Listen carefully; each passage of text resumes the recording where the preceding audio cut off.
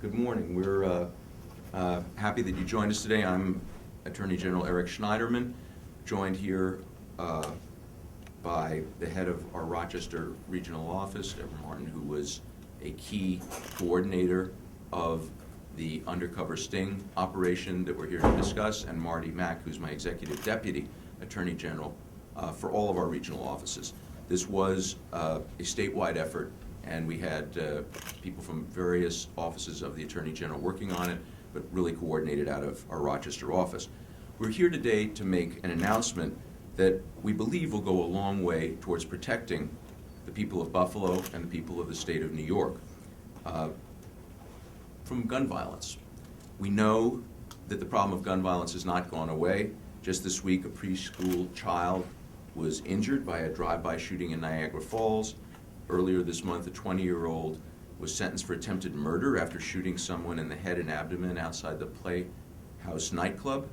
She also fired on a car full of UB students. And a few weeks earlier, a young man was shot twice while walking near Grider Street.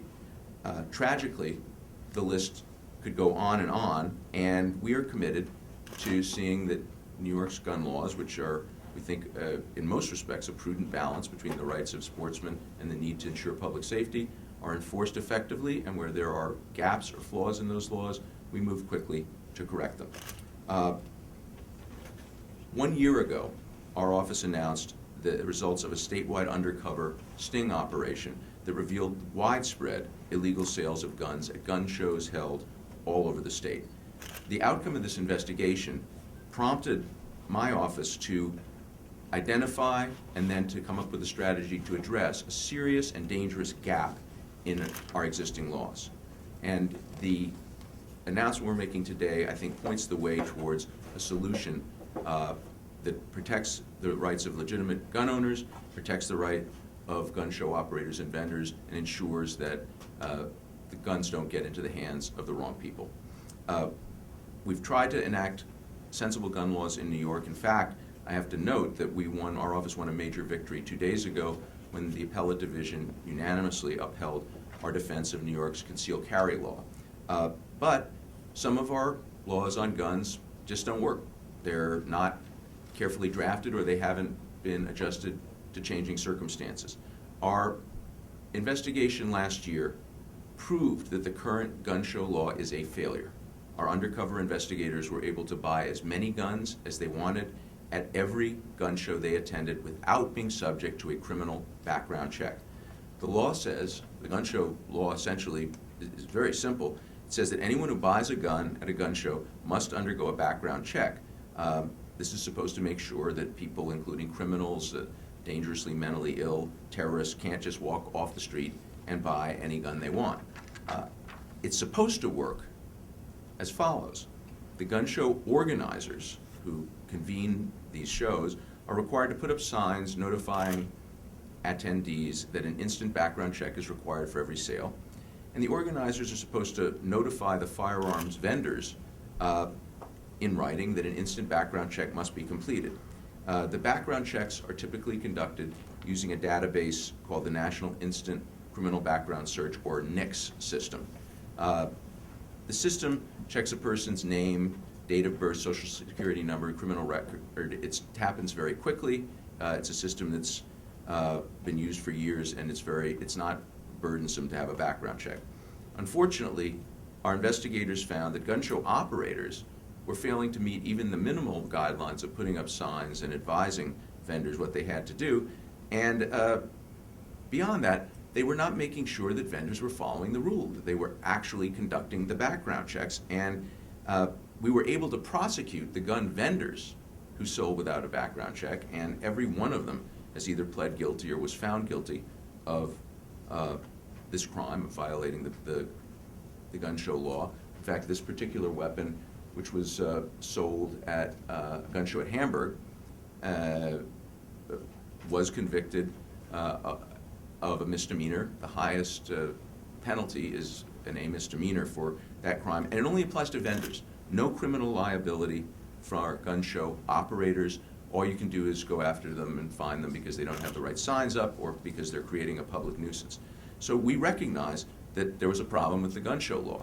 and developed a strategy to deal with it.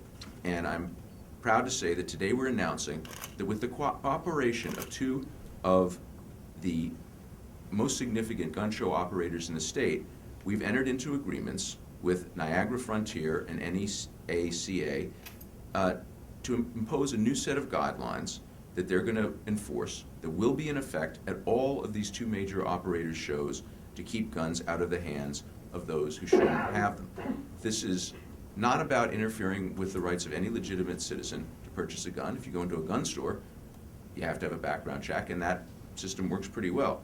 We found it wasn't working at gun shows, and with the cooperation of these gun show operators, we found a way to solve the problem.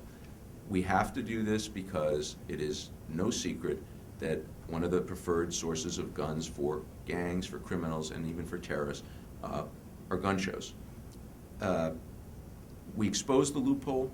We got cooperation from two operators. We think this sets a model, and we're very grateful for their cooperation because there are a lot of other gun show operators out there who have not agreed to this.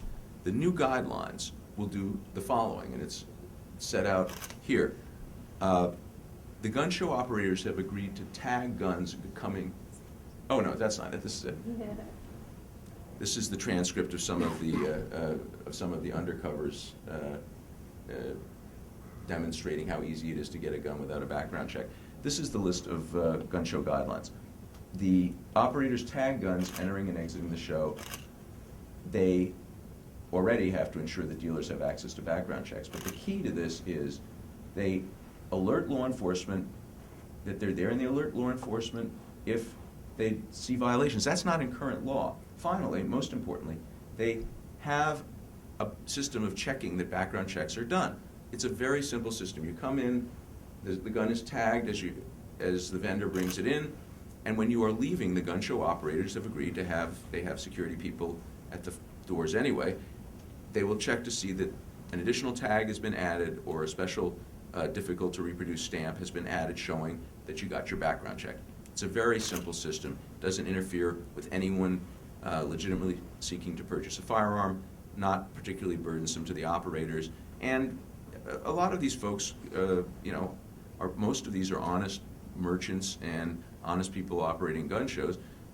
We just want to make sure that the flaw in New York's laws is corrected and that there's some system of ensuring that vendors are performing background checks and that gun show operators have some responsibility to make sure they do so. These are significant operators that we've reached these agreements with. As you can see, Niagara Frontier Collectors, I think in the last less than 2 years, has done 34 shows in New York State.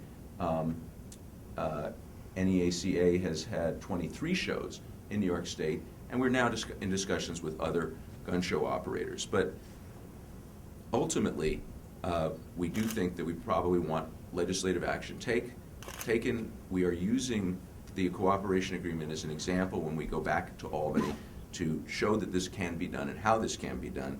And we're hopeful that the state will correct this essential flaw in one of our gun laws that is something that could be easily done, and that we're going to demonstrate through the cooperation of these two forward-thinking gun show operators how it can be done, how people can be protected, and how gun shows can go on for the benefit of everyone in the state of New York going forward.